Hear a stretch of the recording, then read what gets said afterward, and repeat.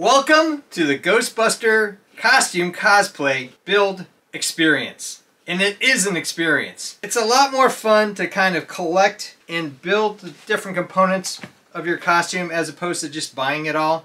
Get a proton pack, all these different aspects, and depending on how much you want to pay, a costume like this can cost you $1,000 or more. Proton pack itself can cost $1,000. Or you can get pretty close by being a little more frugal. So let's talk a little bit about the different design aspects that you want in a Ghostbuster costume that makes it kind of pop, makes it stand out and recognizable. So today we're going to talk about the actual costume itself and the boots. So let's get started. There's a lot of discussion in Ghostbuster forums of whether or not the flight suit should be worn over the boot or tucked into the boot. I wore flight suits for years and I never tucked them in the boot. It's kind of crazy for me, so I'm going to put it over the boot. And even if it's a little longer, either way, tucking in the boot, I just think it's just going to come out eventually anyway. I put it in its more natural state, and there's no reason why you would want to hem this. You could just probably let it go. It's not going to drag down unless it's really, really long. That's my preference.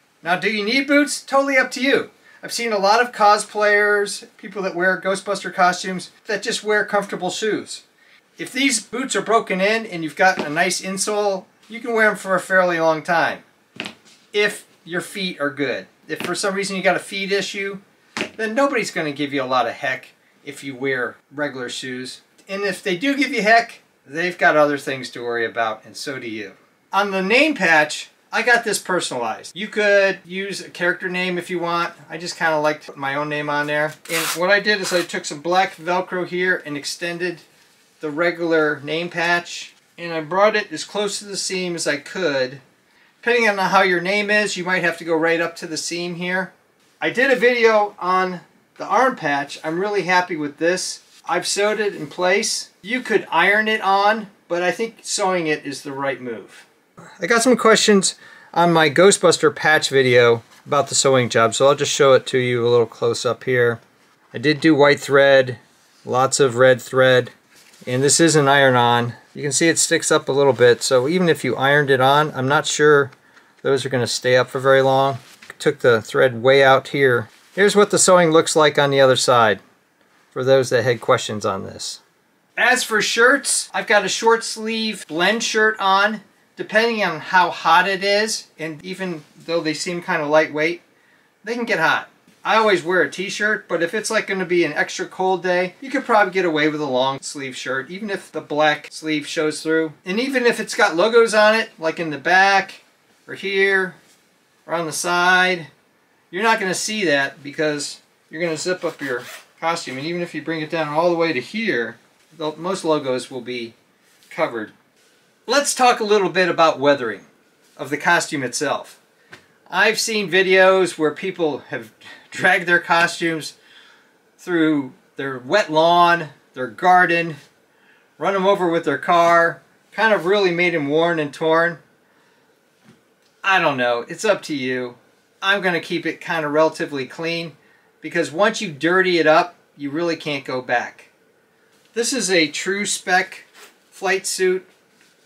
And it's not a legit flight suit. It's not made out of Nomex. It runs anywhere between $65 and $75. And I kind of like the design.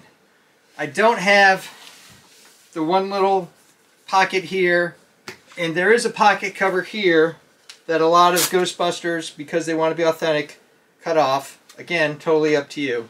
All of this costume, whether it's the proton pack, the gizmo, the gloves, the key fobs, you can do it screen accurate and you can go really crazy on that and it can cost you a lot of money, or you can get 80-90% close and a lot of people won't even know the difference, especially in parties you go to. You could win all sorts of Halloween costume, cosplay prizes on a non-screen accurate Ghostbuster costume. Just like in life, in anything, there'll be people out there that might come up to you and look at you and say, well, you didn't do this, you didn't do that.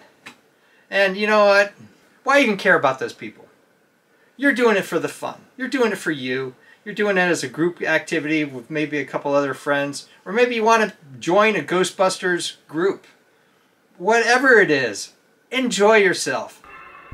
Don't let crummy people ruin your life in anything because they're going to nitpick your costume. Just consider the source and move on. Don't give it a second thought. Thumbs up and comments, always appreciated. Thanks for watching. If you're interested, I've done a whole series of different costumes, cosplay, and props. Check out links below and up in the corner for those. Designs of all kinds, making and breaking things. I do sports equipment evaluations and designs, photography equipment evaluations and designs. I do a little bit of just about everything. Check out my channel and please subscribe, because you never know what you're gonna see.